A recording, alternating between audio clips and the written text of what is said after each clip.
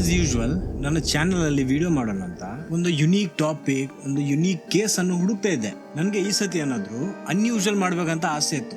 Something that will blow your mind, something that is unique, strange but real. And guys, ನಂಗೆ ಈ ಒಂದು story ಸಿಕ್ತು. ಇದು just another missing person case ಅಥವಾ just another unidentified dead body ಅಲ್ಲ.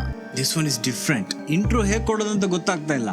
Let me put it this way. ಒಂದು male body Ireland ನ beach ಹತ್ರ ಸಿಕ್ತು. ಅವನ್ ಯಾರಂತ ಯಾರಿಗೂ ಗೊತ್ತಿಲ್ಲ. No ID, no address, no finger print, no DNA match. ಅವನ ಯಾವುದೇ ರೀತಿಯ ಡೇಟಾ ಯಾವುದೇ ಡೇಟಾ ಬೇಸ್ ಅಲ್ಲಿ ಇರ್ಲಿಲ್ಲ. ಇಟ್ ಇಸ್ ಲೈಕ್ ಈ ಮನುಷ್ಯ ಯಾವತ್ತು ಎಕ್ಸಿಸ್ಟೇ ಮಾಡಿರ್ಲಿಲ್ಲ ಅಂದಾಗೆ. ಇದು ಸ್ಟ್ರೇಂಜ್ ಅಲ್ಲ. ಸ್ಟ್ರೇಂಜ್ ಏನಂದ್ರೆ ಪೊಲೀಸರಿಗೆ ಇವನು ಸಾಯೋ ಮೊದಲಿನ 4 ದಿನದ CCTV ಫುಟೇಜ್ ಸಿಕ್ತು. ಈ CCTV ಫುಟೇಜ್ ಅಲ್ಲಿ ಇವನ ಕಂಪ್ಲೀಟ್ ಮೂವ್ಮೆಂಟ್ ಅನ್ನು ಟ್ರ್ಯಾಕ್ ಮಾಡಿದ್ರು. ಅವ್ನ್ ಎಲ್ಲಿಗೋದ, ಎಲ್ಲಿಂದ ಬಂದ, ಎಲ್ಲಿ ನಿಂತ, ಯಾರ ಜೊತೆ ಮೀಟ್ ಆದ, ಅವನ ಕೈಯಲ್ಲಿ ಏನೆಲ್ಲ ಇತ್ತು, ಎಲ್ಲವನ್ನು ಟ್ರ್ಯಾಕ್ ಮಾಡಿದ್ರು. ಆದ್ರೆ ಇದನ್ನ ನೋಡಿದ ನಂತರ ಪೊಲೀಸರ ಪ್ರಶ್ನೆಗಳಿಗೆ ಉತ್ತರ ಸಿಗುವ ಬದಲು ಇನ್ನೂ ಹೆಚ್ಚು ಪ್ರಶ್ನೆಗಳು ರೇಸ್ ಆದವು. ಯಾಕಂದ್ರೆ ಈ ವ್ಯಕ್ತಿ ಕೊನೆಯ 4 ದಿನದಲ್ಲಿ ಮಾಡಿದ ಚಟುವಟಿಕೆಗಳು ವಿಯರ್ಡ್ ಆಗಿತ್ತು. ಡಿಲಿಬರೇಟ್ ಆಗಿ ಮಾಡಿದ ಹಾಗೆ. ಹೇಗಿತ್ತು ಅಂದ್ರೆ he wanted to vanish, not just from life. ಅವನ ಅಸ್ತಿತ್ವವನ್ನೇ ಅವನು ನಾಶ ಮಾಡಬೇಕು ಅಂತ ಇದ್ದ ಹಾಗೆ. ಇವನನ್ನು ಪೀಟರ್ ಬಗ್ಮ್ಯಾನ್ ಅಂತ ಕರೆದಿದ್ದ. ಆದ್ರೆ ಪೀಟರ್ ಬಗ್ಮ್ಯಾನ್ ಅನ್ನೋ ಹೆಸರಿನ ವ್ಯಕ್ತಿ ನೆವರ್ ಎಕ್ಸಿಸ್ಟೆಡ್. ನಮಸ್ಕಾರ ಎಲ್ಲರೂ ಚೆನ್ನಾಗಿದ್ದೀರಾ ಅಂತ ಅನ್ಕೋತೀನಿ. ಇವತ್ತಿನ ಇಂಟ್ರೋ ಕೇಳಿ ನಿಮ್ಗೆ ಆಲ್ರೆಡಿ ಗೊತ್ತಾಗಿರ್ಬೋದು ಇವತ್ತಿನ ವಿಡಿಯೋ ಮೈಂಡ್ ಬ್ಲೋವಿಂಗ್ ಆಗಿದೆ ಅಂತ. ಇದು ಒನ್ ಆಫ್ ದೋಸ್ ಸ್ಟೋರೀಸ್ ನಿಮ್ಗೆ ಗೊತ್ತಾಗೋದಿಲ್ಲ how to feel about it. ಈ ವಿಡಿಯೋವನ್ನು ಎಂಡ್ವರೆಗೆ ನೋಡಿ ನಿಮ್ಗೆ ಗೊತ್ತಾಗುತ್ತೆ ನಾನು ಯಾಕೆ ಈ ತರ ಹೇಳ್ತಾ ಇದ್ದೀನಿ ಅಂತ. ಸೊ ನಿಮ್ಮ ಹೆಚ್ಚು ಟೈಮ್ ವೇಸ್ಟ್ ಮಾಡದೆ ಇವತ್ತಿನ ವಿಡಿಯೋನ ಸ್ಟಾರ್ಟ್ ಮಾಡ್ತಾ ಇದ್ದೀನಿ. Let's go. ಒಬ್ಬ ಮಿಡಲ್ ಏಜ್ ಮ್ಯಾನ್ ಬಸ್ನಿಂದ ಕೆಳಗಿಳಿತಾನೆ. ಇದ್ರಲ್ಲೇನು ಸ್ಟ್ರೇಂಜ್ ಇಲ್ಲ. ಅವನೊಬ್ಬ ನಾರ್ಮಲ್ ಟೂರಿಸ್ಟ್ ತರಾನೇ ಇದ್ದ. ಒಂದು ಶೋಲ್ಡರ್ ಬ್ಯಾಗ್ ಹಾಕೊಂಡು ಕೈಯಲ್ಲಿ ಒಂದು ಸೂಟ್ ಕೇಸ್ ಇಟ್ಕೊಂಡು ನೀಟಾಗಿ ಡ್ರೆಸ್ಸಿಂಗ್ ಕೂಡ ಮಾಡಿದ್ದ. ಒಂದು ಆರ್ಡಿನರಿ ಮಿಡಲ್ ಏಜ್ ಮ್ಯಾನ್ ಇವನು. ಬಸ್ನಿಂದ ಇಲ್ದವನು ಟ್ಯಾಕ್ಸಿ ತಗೊಂಡು ಸ್ಲಿಗೋ ಸಿಟಿ ಹೋಟೆಲ್ ಕಡೆಗೆ ಹೋಗ್ತಾನೆ. ಹೋಟೆಲ್ ನ ರಿಸೆಪ್ಷನ್ ಅಲ್ಲಿ ಪೀಟರ್ ಬಗ್ಮ್ಯಾನ್ ಅನ್ನೋ ಹೆಸರಿನಲ್ಲಿ ಒಂದು ರೂಮ್ ರಿಸರ್ವ್ ಮಾಡಿ ಚೆಕ್ ಇನ್ ಮಾಡೋದಕ್ಕೆ ತನ್ನ ಆಸ್ಟ್ರಿಯಾದ ಪಾಸ್ಪೋರ್ಟ್ ಹಾಗೂ ಕ್ಯಾಶ್ ಅಲ್ಲಿ ಹಣ ಪೇ ಮಾಡ್ತಾನೆ. ಇದರಲ್ಲಿ ಟ್ವಿಸ್ಟ್ ಏನಂದ್ರೆ ಅವನು ಹೇಳಿದ ಹೆಸರು ಫೇಕ್, ಅವನು ಕೊಟ್ಟ ಪಾಸ್ಪೋರ್ಟ್ ಫೇಕ್, ಅವನ್ ಕೊಟ್ಟ ಮನೆಯ ಅಡ್ರೆಸ್ ಕೂಡ ಎಕ್ಸಿಸ್ಟ್ ಮಾಡೋದಿಲ್ಲ. ಈ ಹೊತ್ತಲ್ಲಿ ರಿಸೆಪ್ಷನಿಸ್ಟ್ಗೆ ಈ ವಿಷಯ ಗೊತ್ತಿರಲಿಲ್ಲ. ಬೈ ದ ವೇ, ನಮ್ಮ ಪೀಟರ್ ಏನಿದ್ದ ಇವನು ಸ್ವೀಟ್ ಅಂಡ್ ಸಾಫ್ಟ್ ಮನುಷ್ಯ ಆಗಿದ್ದ. There is no doubt he was a gentleman. ಇದಕ್ಕೋಸ್ಕರ ಯಾರಿಗೂ ಅಲ್ಲಿ ಏನು ಡೌಟ್ ಆಗ್ಲಿಲ್ಲ. ಮಾರನೇ ದಿನ ಒಂದು ಸ್ಟ್ರೇಂಜ್ ಇನ್ಸಿಡೆಂಟ್ ನಡೀತು. ಪೀಟರ್ ಪದೇ ಒಳಗೆ ಹೊರಗೆ ಅಂತ ಹೋಗ್ತಾ ಇದ್ದ. ಪ್ರತಿ ಸತಿ ಅವನು ಹೊರಗೆ ಒಳಗೆ ಹೋಗುವಾಗ ಅವನ ಕೈಯಲ್ಲೊಂದು ಪರ್ಪಲ್ ಕಲರ್ ನ ಪ್ಲಾಸ್ಟಿಕ್ ಬ್ಯಾಗ್ ಇರ್ತಾ ಇತ್ತು.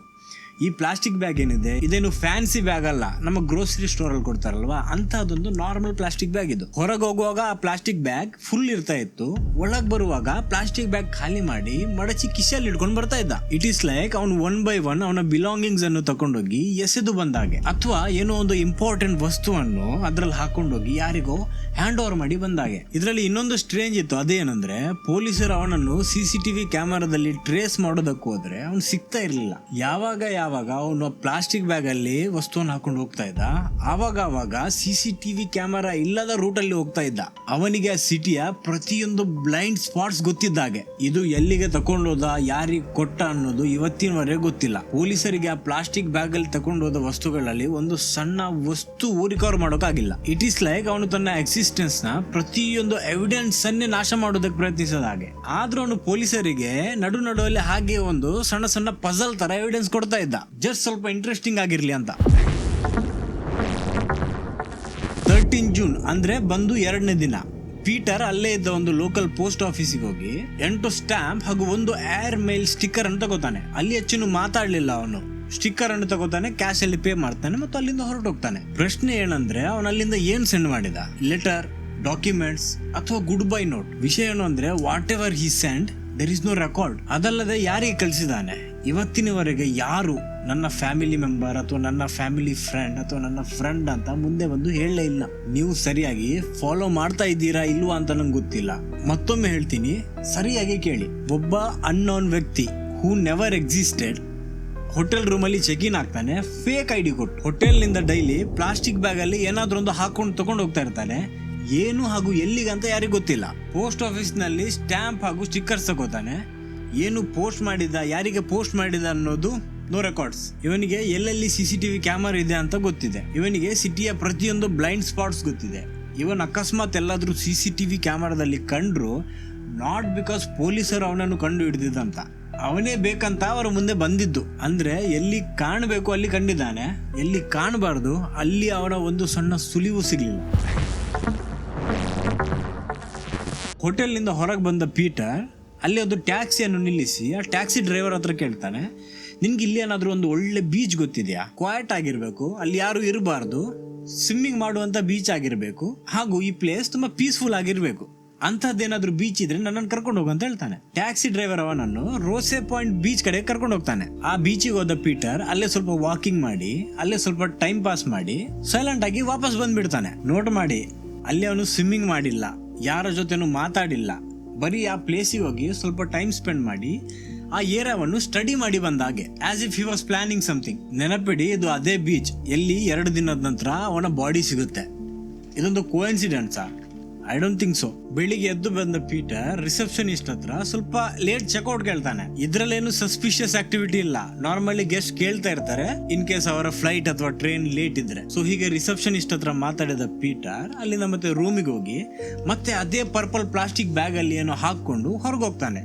ಅಗೇನ್ ಒಳಗ್ ಬರುವಾಗ ಪ್ಲಾಸ್ಟಿಕ್ ಬ್ಯಾಗ್ ಖಾಲಿ ಇತ್ತು. ಆಮೇಲೆ ವಾಪಸ್ ಬಂದವನು ಮತ್ತೆ ಬ್ಯಾಕ್ ಟು ಅವನ ರೂಮ್ಗೆ ಹೋಗಿ ವಾಪಸ್ ಕೆಳಗೆ ಬರ್ತಾನೆ ಚೆಕ್ಔಟ್ ಮಾಡೋದಕ್ಕೆ. ಅವ್ನು ಚೆಕ್ಔಟ್ ಮಾಡೋದಕ್ಕೆ ಬಂದಾಗ ಒಂದು ಡಿಫ್ರೆನ್ಸ್ ಇತ್ತು. ಅದೇನಂದ್ರೆ ಅವನ ಕೈಯಲ್ಲಿ 3 ವಸ್ತು ಇತ್ತು. ಒಂದು ಸೂಟ್ ಕೇಸ್ ಇತ್ತು, ಈ ಸೂಟ್ ಕೇಸ್ ಅವನು ಬರುವಾಗ ಇರಲಿಲ್ಲ, ಮತ್ತೊಂದು ಶೋಲ್ಡರ್ ಬ್ಯಾಗ್ ಹಾಗೂ ಅದೇ ಪರ್ಪಲ್ ಕಲರ್ನ ಪ್ಲಾಸ್ಟಿಕ್ ಬ್ಯಾಗ್. ಹೋಟೆಲಿಂದ ಹೋದವನು ಅಲ್ಲೇ ಸಿಟಿಯಲ್ಲಿ ಸುತ್ತಾಡ್ಕೊಂಡು ಆ ದಿನ ಟೈಮ್ ಪಾಸ್ ಮಾಡ್ತಾ ಇದ್ದ. ಆ ಕಡೆ ಈ ಕಡೆ ಅಂತ ಹೋಗ್ಕೊಂಡು there was no purpose, just ಹಾಗೆ ಸುತ್ತಾಡ್ಕೊಂಡಿದ್ದ. ನಂತರ ಅಲ್ಲಿಂದ ಅಲ್ಲೇ ಒಂದು ಶಾಪಿಂಗ್ ಸೆಂಟರ್ ಕಡೆಗೆ ಹೋಗ್ತಾನೆ. ಅಲ್ಲಿ ಒಂದೇ ಪ್ಲೇಸ್ ಅಲ್ಲಿ ಜನರನ್ನು ನೋಡ್ಕೊಂಡು ನಿಂತಿದ್ದ. ಇಟ್ ಈಸ್ ಲೈಕ್ ಅವನು ಡೀಪ್ ಥಾಟ್ ಅಲ್ಲಿ ಜನರನ್ನು ಅಬ್ಸರ್ವ್ ಮಾಡಿದ ಹಾಗೆ. ಆನಂತರ ಅಲ್ಲಿಂದ ಹೋದವನು ಸ್ಲಿಗೋ ಬಸ್ ಸ್ಟೇಷನ್ಗೆ ಹೋಗಿ ಅಲ್ಲೇ ಇದ್ದ ಒಂದು ಕೆಫೆ ಅಲ್ಲಿ ಕೂತು ಒಂದು ಕ್ಯಾಪಚಿನೋ ಮತ್ತೆ ಒಂದು ಚೀಸ್ ಟೋಸ್ಟಿಸ್ ಅನ್ನು ತಕೊಂಡು ಅಲ್ಲೇ ಹಾಗೆ ಕೂತಿರ್ತಾನೆ. ಅಲ್ಲಿ ಕೆಫೆಯಲ್ಲಿ ಕೂತಿದ್ದ ವಿಟ್ನೆಸ್ ಗಳ ಪ್ರಕಾರ ಪೀಟರ್ ಅವತ್ತು ತುಂಬಾ ಡೀಪ್ ಥಾಟ್ಸ್ ಅಲ್ಲಿದ್ದ. ಮತ್ತೆ ಹಾಗೆ ಒಂದು ಗಳಿಗೆಗೆ ಅವನು ತನ್ನ ಕಿಸೆಯಿಂದ ಪೇಪರ್ ಅನ್ನು ತೆಗೆದು ಅದರಲ್ಲೇನೋ ಬರ್ದು ನಂತರ ಪೇಪರ್ ಅನ್ನು ಹರಿದು ಡಸ್ಟ್ಬಿನ್ ಗೆ ಅಷ್ಟು ಬಂದಿದ್ದ. ಇದೆಲ್ಲ ಆದ ನಂತರ ಇವನನ್ನು ಲಾಸ್ಟ್ ಟೈಮ್ CCTV ಕ್ಯಾಮರಾದಲ್ಲಿ ನೋಡಿದ್ದು ಇದೇ ಬಸ್ ಸ್ಟ್ಯಾಂಡ್ ನಿಂದ ರೋಸೆ ಪಾಯಿಂಟ್ ಬೀಚ್ ಗೆ ಬಸ್ ತಗೋತಾ ಇರುವಾಗ. ಇದೊಂದು ಕಾಮ್ ಮಾರ್ನಿಂಗ್ ಆಗಿತ್ತು. ಯಾವತ್ತು ರೋಸೆ ಪಾಯಿಂಟ್ ಬೀಚ್ ಹತ್ರ ಜಾಗಿಂಗ್ ಗೆ ಹೋಗುವ ಈ ಒಂದು ತಂದೆ ಹಾಗೂ ಮಗನ ಜೋಡಿ ಅವತ್ತು ಹಾಗೆ ಜಾಗಿಂಗ್ ಹೋಗ್ತಾ ಇರುವಾಗ ಅಲ್ಲೇ ಒಂದು ಕಲ್ಲಿನ ಹತ್ರ ಏನೋ ಒಂದು ಸ್ಟ್ರೇಂಜ್ ವಸ್ತುವನ್ನು ನೋಡಿದ್ರು. ಹತ್ತಿರ ಹೋಗಿ ನೋಡಿದಾಗ ಅದು ಪೀಟರ್ನ ಡೆಡ್ ಬಾಡಿ ಆಗಿತ್ತು. ಆ ಡೆಡ್ ಬಾಡಿ ಹತ್ರ ಯಾವುದೇ ID, ವಾಲೆಟ್ ಅಥವಾ ಅವನ ಯಾವುದೇ ತರಹದ ಬಿಲಾಂಗಿಂಗ್ಸ್ ಇರ್ಲಿಲ್ಲ. ಇದನ್ನು ನೋಡಿದವರು ಪೊಲೀಸರಿಗೆ ಇನ್ಫಾರ್ಮ್ ಮಾಡ್ತಾರೆ. ನಂತರ ಪೊಲೀಸ್ ಇನ್ವೆಸ್ಟಿಗೇಷನ್ ಹಾಗೂ ಅಟಾಪ್ಸಿ ರಿಪೋರ್ಟ್ ಅಲ್ಲಿ ಒಂದು ಸ್ಟ್ರೇಂಜ್ ವಿಷಯ ಹೊರಗೆ ಬರುತ್ತೆ. ಇದು ಸ್ಟ್ರೇಂಜ್ ಅಥವಾ ವಿಯರ್ಡ್ ನೀವೇ ಡಿಸೈಡ್ ಮಾಡ್ಕೊಳ್ಳಿ. ಅವನು ಹೇಗೆ ಸತ್ತಿದ್ದು ಅಂತ ಗೊತ್ತಿಲ್ಲ. ಮುಳುಗಿ ಸತ್ತಿದ್ದಲ್ಲ, ಯಾಕಂದ್ರೆ ಲಂಗ್ಸ್ ಅಲ್ಲಿ ನೀರಿರ್ಲಿಲ್ಲ. ಕೂಡ ಮಾಡಿರ್ಲಿಲ್ಲ, ಯಾಕಂದ್ರೆ ಸುಸೈಡ್ ಮಾಡಿರೋ ಯಾವುದೇ ಪುರಾವೆ ಸಿಗ್ಲಿಲ್ಲ. ಅವನ ಕೊಲೆನೂ ಆಗಿಲ್ಲ. ಹಿ ಈಸ್ ಜಸ್ಟ್ ಡೆಡ್ ಅಷ್ಟೇ. ಅವನ ಆಕ್ಚುಯಲ್ ಕಾಸ್ ಏನಂತ ಯಾರಿಗೂ ಗೊತ್ತಿಲ್ಲ. ಆದ್ರೆ ಪೊಲೀಸರು ಒಂದು ವಿಷಯ ಡಿಸ್ಕವರ್ ಮಾಡ್ತಾರೆ. ಅದೇನಂದ್ರೆ ಪೀಟರ್ ವಾಸ್ ಡೈಯಿಂಗ್. ಅವನಿಗೆ ಪ್ರಾಸ್ಟೇಟ್ ಕ್ಯಾನ್ಸರ್ ಇತ್ತು, ಸಿವಿಯರ್ ಹಾರ್ಟ್ ಡಿಸೀಸ್ ಕೂಡ ಇತ್ತು, ಮತ್ತೆ ಬೋನ್ ಅಲ್ಲಿ ಟ್ಯೂಮರ್ ಕೂಡ ಇತ್ತು. ಆದ್ರೆ ಅವನ ಬಾಡಿಯಲ್ಲಿ ಯಾವುದೇ ತರಹದ ಮೆಡಿಸಿನ್ ಸಿಕ್ಕಿಲ್ಲ. No pain killers, no sedatives. ಒಮ್ಮೆ ಇಮ್ಯಾಜಿನ್ ಮಾಡಿ, ಇಂತಹ ಕಂಡೀಷನ್ ಅಲ್ಲಿದ್ದ ಇವನು ತುಂಬಾ ನೋವಲ್ಲಿದ್ದ. ಈ ರೋಗ ಬಂದವರಿಗೆ ಅನ್ಇಮ್ಯಾಜಿನೇಬಲ್ ಪೇನ್ ಇರುತ್ತೆ, ತುಂಬಾ ಅಂದ್ರೆ ತುಂಬಾನೇ ಪೇನ್ ಇರುತ್ತೆ. ಆದ್ರೂ ಪೇನ್ ಕಿಲ್ಲರ್ ತಗೊಳ್ಳದೆ ಆ ನೋವಿನ ಪ್ರತಿಯೊಂದು ಸೆಕೆಂಡ್ ಅನ್ನು ಅವನು ಫೀಲ್ ಮಾಡ್ತಾ ಇದ್ದ. ಯಾಕೆ? ಅದಲ್ಲದೆ ಅವನ ಶವದ ಮೇಲೆ ಸಿಕ್ಕ ಬಟ್ಟೆಗಳಲ್ಲಿ ಎಲ್ಲಾ ಟ್ಯಾಗ್ ಅನ್ನು ರಿಮೂವ್ ಮಾಡಿದ್ದ. ಅಂದ್ರೆ ಆ ಬಟ್ಟೆಯನ್ನು ಎಲ್ಲಿಂದ ತಕೊಂಡಿದಂತಾನು ಗೊತ್ತಾಗಬಾರ್ದು ಪೊಲೀಸರಿಗೆ. ಸಾಯ ಮೊದಲು ತನ್ನ ಜೀವನದ ಒಂದೇ ಒಂದು ಸಣ್ಣ ಸುಳಿವು ಕೊಡದೆ ಸತ್ತೋದ. ಇದು ಇವತ್ತಿನವರೆಗೆ most untraceable identity in human history ಆಗಿದೆ. ಅವನ್ ಸಾಯೋ ದಿನ ಬೀಚಲ್ಲಿದ್ದ ವಿಟ್ನೆಸ್ ಗಳ ಪ್ರಕಾರ ಪೀಟರ್ ಅದೇ ಸಮುದ್ರದ ಅಲೆಗಳ ನಡುವಲ್ಲಿ ನಿಂತು, ಅಂದ್ರೆ ಗಂಟಿನವರೆಗೆ ನೀರಿನಲ್ಲಿ ನಿಂತು ಸನ್ಸೆಟ್ ಅನ್ನು ನೋಡ್ತಾ ಇದ್ದ. ಅವನ ಮುಖದಲ್ಲಿ ಯಾವುದೇ ತರಹದ ಪ್ಯಾನಿಕ್ ಇರಲಿಲ್ಲ. ಅವನು ತುಂಬಾ ಶಾಂತವಾಗಿದ್ದ. ಇಟ್ ಈಸ್ ಲೈಕ್ ಅವನಿಗೆ ಫೈನಲಿ ಜೀವನದಲ್ಲಿ ಒಂದು ಪೀಸ್ ಸಿಕ್ಕಾಗೆ. ಅವನಿಗೆ ಗೊತ್ತಿತ್ತ ಇದು ಅವನ ಕೊನೆಯ ದಿನ ಅಂತ. ಅದಕ್ಕೋಸ್ಕರ ಅವನು ಏಕಾಂಗಿಯಾಗಿ ತನ್ನ ಕೊನೆಯ ಗಳಿಗೆಗಳನ್ನು ಈ ಸಮುದ್ರದ ತಟದಲ್ಲಿ ಸ್ಪೆಂಡ್ ಮಾಡೋಣ ಅಂತ ಬಂದಿದ್ನ. ಹಾಗಿದ್ದಿದ್ರೆ ಅವನು ಯಾಕೆ ತನ್ನ ಐಡೆಂಟಿಟಿಯನ್ನು ಹೈಡ್ ಮಾಡಿದ? ಅವನು ಆಕ್ಚುಲಿ ಯಾರು? ಇದೇ ಪ್ರಶ್ನೆಗಳಿಗೆ ಉತ್ತರ ಹುಡುಕೋದಕ್ಕೆ ಇಂಟರ್ಪೋಲ್ ಕೂಡ ಇನ್ವಾಲ್ವ್ ಆಯ್ತು. ಹೊರ ದೇಶದ ಅಥಾರಿಟಿಗಳಿಗೂ ಕಾಂಟ್ಯಾಕ್ಟ್ ಮಾಡಿದ್ರು. ಆದ್ರೆ ಎಲ್ಲೂ ಯಾವ ದೇಶದಲ್ಲೂ ಮಿಸ್ಸಿಂಗ್ ಪರ್ಸನ್ ನ ರಿಪೋರ್ಟ್ ಇರಲಿಲ್ಲ. ಇವನ ಐಡೆಂಟಿಟಿ ಬೇರೆ ಯಾರು ಮ್ಯಾಚ್ ಮಾಡ್ತಾ ಇರ್ಲಿಲ್ಲ. ಯಾರ ಡೇಟಾಬೇಸ್ ಅಲ್ಲೂ ಇವನ ಬಗ್ಗೆ ಯಾವುದೇ ರೀತಿಯ ಡೇಟಾ ಇರಲಿಲ್ಲ. ಪೀಟರ್ ಬರ್ಗ್ಮ್ಯಾನ್ ಅನ್ನೋ ವ್ಯಕ್ತಿ ನೆವರ್ ಎಕ್ಸಿಸ್ಟೆಡ್. ಈಗ ಈ ತರ ಯಾವುದೇ ಎವಿಡೆನ್ಸ್ ಸಿಗದೆ ಈ ಒಂದು ಕೇಸ್ ಕ್ಲೋಸ್ ಮಾಡೋದಕ್ಕಾಗಿಲ್ಲ ಅಂದ್ರೆ ಮತ್ತೆ ಮುಂದೆ ಏನ್ ಬರುತ್ತೆ? ಥಿಯರೀಸ್ ಹಾಗೂ ಸ್ಪೆಕ್ಯುಲೇಷನ್ಸ್. ಅದರ ಬಗ್ಗೆ ಈಗ ಮುಂದೆ ಮಾತಾಡೋಣ. ಮೊದಲನೇ ಥಿಯರಿ ಏನಂದ್ರೆ ಅವನೊಬ್ಬ ಸ್ಪೈ ಆಗಿದ್ದ. ದ ವೇ ಹಿ ಡಿಸಪಿಯರ್ಡ್, ಇದು ಬರೀ ಸ್ಪೈಗಳಿಗೆ ಮಾತ್ರ ಗೊತ್ತಿರೋದು. ಇದೊಂದು ಆರ್ಟ್. ಯಾರು ಟ್ರೇಸ್ ಮಾಡೋದಂತ ಡಿಸಪಿಯರ್ ಆಗೋದು. Fake name, fake address, fake ID, awareness of surrounding, CCTV ಕ್ಯಾಮರಾದ ವಿಷಯ. ಇವನೊಬ್ಬ ಓಲ್ಡ್ ಏಜೆಂಟ್ ಆಗಿರ್ಬೋದು ಅಂತ ಹೇಳ್ತಾರೆ.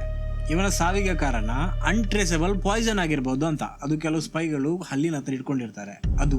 ಆದ್ರೂ why did he chose to die alone? ಯಾಕೆ ಯಾರಿಗೂ ಕಾಂಟ್ಯಾಕ್ಟ್ ಮಾಡಿಲ್ಲ? ಯಾಕೆ ಯಾರಿಗೂ ಇನ್ಫಾರ್ಮ್ ಮಾಡಿಲ್ಲ? ಎರಡನೇ ಥಿಯರಿ ಏನಂದ್ರೆ ಅವನೊಬ್ಬ ಇಂಪಾರ್ಟೆಂಟ್ ಪರ್ಸನ್ ಆಗಿರ್ಬೋದು, ಲೈಕ್ ಬಿಟ್ಕಾಯಿನ್ ನ ಫೌಂಡರ್ ಸತೋಶಿ ನಾಕಮೋಟೋ. ಇದು ಯಾಕೆ ಜನರು ಹೇಳ್ತಾ ಇದ್ದಾರೆ ಅಂದ್ರೆ ಸತೋಶಿ ನಾಕಮೋಟೋ ಡಿಸಪಿಯರ್ ಆದ ಟೈಮ್ ಲೈನ್ ಹಾಗೂ ಈ ಇನ್ಸಿಡೆಂಟ್ ನಡೆದ ಟೈಮ್ ಲೈನ್ ಎರಡು ಮ್ಯಾಚ್ ಆಗುತ್ತೆ. ಇವತ್ತಿನವರೆಗೆ ಯಾರಿಗೂ ಗೊತ್ತಿಲ್ಲ ಬಿಟ್ಕಾಯಿನ್ ತಯಾರಿಸಿದ ಸತೋಶಿ ನಾಕಮೋಟೋ ಯಾರು ಅಂತ. ಸ್ಪೆಕ್ಯುಲೇಷನ್ ಪ್ರಕಾರ after securing bitcoin he disappeared for good. ಮೂರನೇ ಥಿಯರಿ ಪ್ರಕಾರ ಪೀಟರ್ ನೋವಲ್ಲಿದ್ದ ಒಬ್ಬ ಸಾಧಾರಣ ವ್ಯಕ್ತಿಯಾಗಿದ್ದ. ಅವನ ಕೊನೆಯ ಗಳಿಗೆಗಳನ್ನು ಎಲ್ಲರಿಗಿಂತ ದೂರ, ನೋ ಹಾಸ್ಪಿಟಲ್, ನೋ ಸಿಂಪತಿ, ಬರೀ ಒಂದು ಪೀಸ್ಫುಲ್ ಆಗಿರುವ ಸಮುದ್ರದ ತಟದಲ್ಲಿ ಕಳಿಬೇಕು ಅಂತ ಬಂದಿರೋ ಒಂದು ವ್ಯಕ್ತಿ ಆಗಿದ್ದ ಅಂತ. ಅವನಿಗೆ ಕೊನೆಯ ಗಳಿಗೆಗಳಲ್ಲಿ ಬೇರೆ ಏನೂ ಬೇಡ, ಬರೀ ಶಾಂತಿ ಬೇಕಿತ್ತು. ಆದ್ರೆ ಐರನಿ ನೋಡಿ, ಡಿಸಪಿಯರ್ ಆಗೋದಕ್ಕಂತ ಬಂದಿದ್ದ ವ್ಯಕ್ತಿಯ ಹೆಸರು ಇವತ್ತಿನವರೆಗೆ ನಮ್ಮ ಬಾಯಲ್ಲಿದೆ. ಇವತ್ತಿನವರೆಗೆ ಇನ್ವೆಸ್ಟಿಗೇಟರ್ಸ್ ಅವನ ಹೆಸರು ಹಾಗೂ ಅವನ ಐಡೆಂಟಿಟಿಯನ್ನು ಹುಡುಕೋದಕ್ಕೆ ಟ್ರೈ ಮಾಡ್ತಾ ಇದ್ದಾರೆ. ಏನಾಗಿರ್ಬೋದು ರೀಸನ್? ಯಾಕೆ ಅವನು ತನ್ನ ಅಸ್ತಿತ್ವವನ್ನೇ ನಾಶ ಮಾಡಿದ್ದ?